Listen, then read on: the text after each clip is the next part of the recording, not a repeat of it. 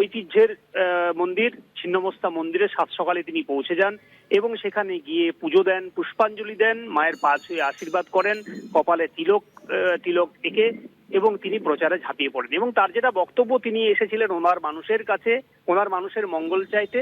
তিনি 5 বছর যেভাবে কাজ করেছেন, মানুষের আশীর্বাদ নিয়ে কাজ করেছেন, মানুষ তাকে আরো একবার আশীর্বাদ করবে, আরো একবার 5 বছর কাজ করার সুযোগ দেবে, এমনটা কিন্তু আশাবাদী অমরনাথ শাখা। এবং এই যে বিষয়টা একটা এই মুহূর্তে যে পলিটিক্যাল সিচুয়েশন ওন্দা বিধানসভা কেন্দ্রের, তাতে দেখা গেছে যে 2021-এর পর 2011 সালে তৃণমূল কংগ্রেস ক্ষমতায় আসার পর, রাজ্যে ক্ষমতা আসার পর ওন্দা বিধানসভাতেও কিন্তু দীর্ঘদিনের ফরওয়ার্ড ব্লক প্রার্থীকে হারিয়ে জয়ী হয়েছিলেন অরূপ খা।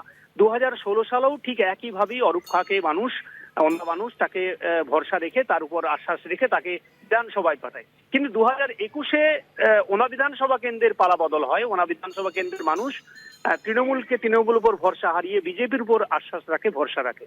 এবং তারপরই অমরনাথ শাখা তিনি বিধায়ক হন। তিনি এলাকায় তিনি বলেছেন তিনি এলাকার মানুষের যেখানে অসুবিধা হয়েছে সেখানে পৌঁছে গেছেন। তিনি তার যে ফান্ড বা তার যে কাজকর্ম তিনি সেটা করেছেন। মানুষ তাকে ভালোবেসেছে, মানুষ তাকে আশীর্বাদ করেছে।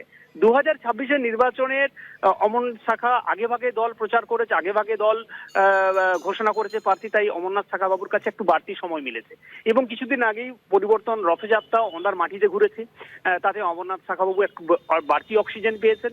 এবং এই যে নির্বাচন আসছে, এবং এই নির্বাচনে তিনি বড় হেভিওয়েট প্রার্থীকে দিয়ে প্রচার করাবেন। এবং তার যেটা বক্তব্য, তার প্রচারে যে কেউ আসতে পারেন, কিন্তু ওনা বিধানসভার মাটি এই মুহূর্তে বিজেপির শক্ত মাটি, তার বিশ্বাস, তার ভরসা। কিন্তু 2026-এর বিধানসভা নির্বাচনে মানুষ কার প্রতি আস্থা রাখে?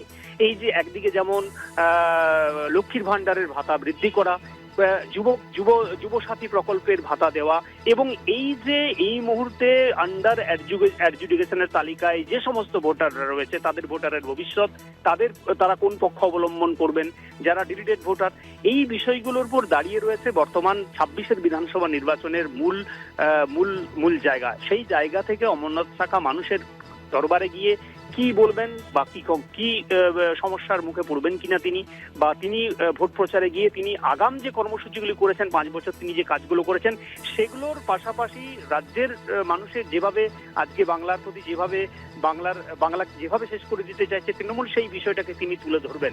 এখন মানুষ কিভাবে নেবেন সেটা পরবর্তী বিষয়। আগামী বিধানসভা নির্বাচনের পর 4 মে জানতে পারা যাবে ওনার মানুষ কার উপর ভরসা আশ্বাস রাখছেন। যদিও তৃণমূল কংগ্রেস এই এলাকার প্রার্থী ঘোষণা করেনি,